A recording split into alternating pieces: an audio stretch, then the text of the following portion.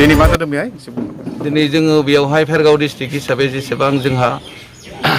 1986नि 3 अक्ट'बरनिफ्राय जिथु एनडिएफबिआ जोनोम मोन्दोंमोन बै समनिफ्रायनो नांबोनाय आरो लोगोसे गोबां समाव गोबां उसुबिदा जानानै रिटायार लाना थानांदोंमोन बा सोरबाया बेमार बायदिसिनानि थाखाय मावनो हायाखैमोन आरो दासिम नै दाखालि 2020 सनसिम एकर्ड जानायालागै जिखिनि दङ आरो लोगोसे जोंनि बि सावरायग्रा बि फेरेंगा ग्रुपनिफ्रायबो लोगोसे धीरेन ग्रुपनि 2-3सो आरो लोगोसे जों बेयाव भेरगाव डिस्ट्रिक्टआव जेसेबांखिनि एनडिएफबिनि केडारफोर दंमोन आरो लोगोसे एनडिएफबिजों लोगोसे केडारफोरजों लोगोसे अभारग्राउन्डआव थानाय खामानि मावनाय हेल्प खालामनाय बिथांमोनजों जों ज' जानानै जों जोंनि बेयाव मोनसे जुथुमदों आरो बे जुथुमनायाव जों बेखौनो डिसिसन लादों जे जोङो फैबाय थानाय इलेक्सनाव जोङो UPPL हान्जाखौनो जों देरहानायनि सार्थआव जों ज'है खामानि मावगोन होननानै जों बेयाव थांखि लादों।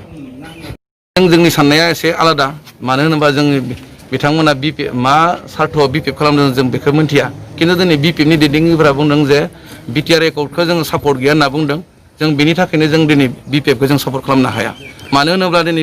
बिटिआर एकर्डआ एनडिएफबि आरो मोनब्रै एनडिएफबि आरो एबसुनि गेजेराव जादों बेवहायनो जोङो भेरगाव डिस्ट्रिक्टनि जेसेबांखिनि एनडिएफबिनि सोद्रोमाफोर दङ बिसोर गासैबो दाथि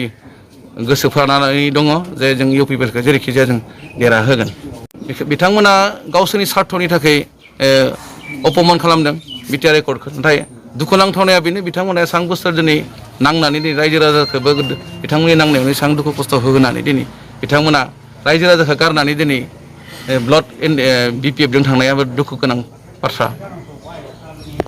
आच्छा बिदिब्ला फैबाय थानाय समाव थारमाने दायो गोख्रोङै माने UPPLखौ सापर्ट खालामनो थाखाय खामानि मावगोन जों भेरगाव डिस्ट्रिक्ट हिसाबै जोङो गोख्रों जों खामानि मावगोन आरो बे भेरगाव डिस्ट्रिक्टआ जेरै जों ज' जानो हादों गुबुन गुबुन डिस्ट्रिक्टफोरावबो Ex.NDFB बा जेसेबांखिनि दङ एनडिएफबि बारग'आनो होन बा सोरबा माबा रिटायार जानानै न'आव थानायानो होन बा दानि जायफ्रानोखि दैदेनगिरिफोर बिथांमोनाबो ज' जानानै जों बायदि खामानि मावनायखौ जों लुबैयो।